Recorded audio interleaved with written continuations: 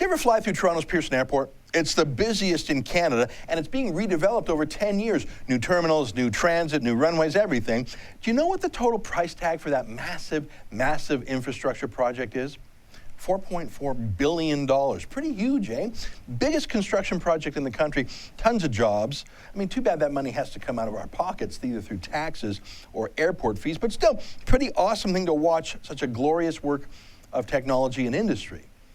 Well, yeah, Toronto is always bragging, eh? Because a Calgary company has just announced their $15.7 billion project. That's more than 3 times bigger. Seriously, that is bigger than the entire annual budget of several provincial governments in Canada.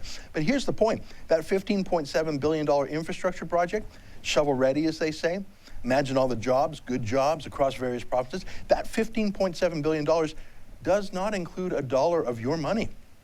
No tax dollars in it. It's all private investors putting their own dough in. In fact, it'll be a massive source of taxpayer revenue. I'm talking about the Energy East pipeline, proposed by a Calgary company called TransCanada. Energy East is not a new proposal, but it's been updated. 700 little changes have been made to the route to accommodate concerns about the environment. Those concerns are probably hysteria, or more accurately, politically ginned up complaints funded by foreign environmentalist lobbyists. But still, TransCanada has literally made 700 changes to their route, which has tacked on about $3 billion to their plans. But hey, it's not your money, so why should you care? The only thing you should care about is that Canada, in these uncertain economic times, now has this massive private sector job creation proposal. Good jobs, steelworker jobs, welding jobs, truck jobs, hotels, meals, engineering, everything. It's really a job creation program that is 3 times larger than the Pearson Airport redevelopment. Thousands of jobs, huge, nationally important infrastructure. And speaking from a moral point of view, the whole point of Energy East is not to provide more oil to Quebec and Atlantic Canada. They already get all the oil they want by importing it from foreign countries, including Saudi Arabia and Nigeria and other OPEC bullies. So all this pipeline would do is swap out that foreign conflict oil and replace it with Canadian ethical oil. It's not like people in Quebec or New Brunswick are not driving or are not heating their homes now. They are. This will just change the country of origin of their fuel. So a big win for everyone. $15.7 billion of winning for construction workers in all those provinces, wins for Alberta oil companies who now have a new market, and wins for Quebec and Atlantic Canada who don't have to buy Sharia oil from Saudi Arabia anymore. So the only question is, will Justin Trudeau kill it? He has said the National Energy Board is too pro-oil. They're the regulator that has to say yes or no here. He said that repeatedly. He's said that Canada needs to decarbonize our economy. He's promised a carbon tax repeatedly. His environment minister was absolutely euphoric after the Paris Global Warming Conference. It's just amazing to see. I'm really thrilled that Canada was able to play an active part of it.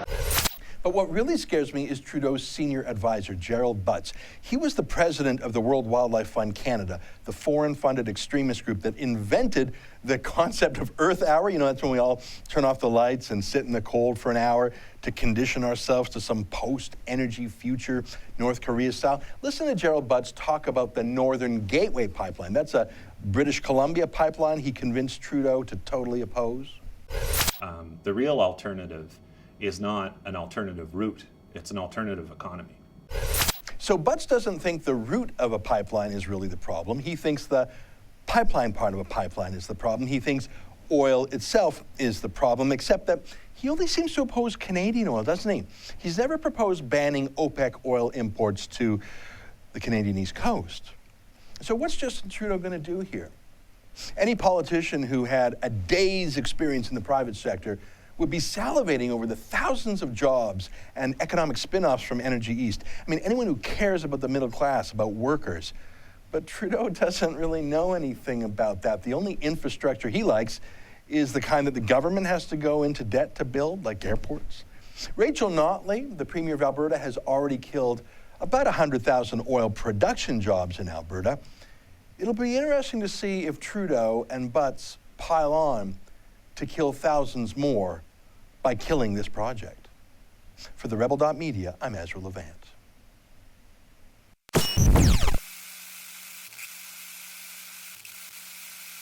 Butts.